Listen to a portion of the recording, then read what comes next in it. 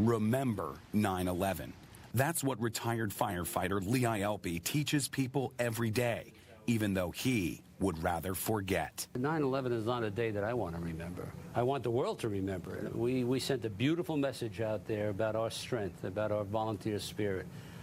So I want the world to remember that.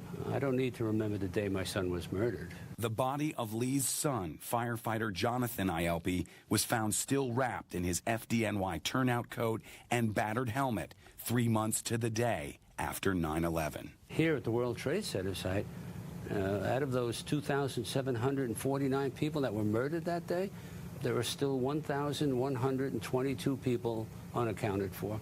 Can't find them. That's why Ielpi stayed on the pile 6 more months, helping other fathers search for their sons.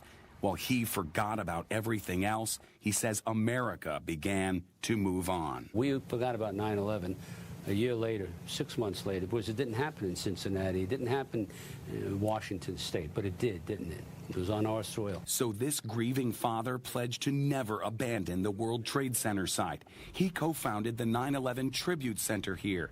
More than a museum, it's a learning center. This could be the answer. I mean, we had to go to war.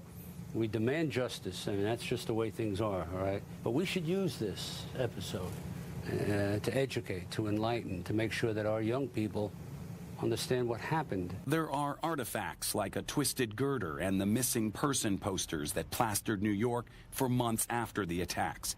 Visitors leave their own thoughts on cards. One asks simply, why? But everyone is drawn to Jonathan's firefighting uniform, a huge gash ripped vertically from top to bottom. To date, we've trained well over 470 guides, all volunteers, all come from the 9/11 community.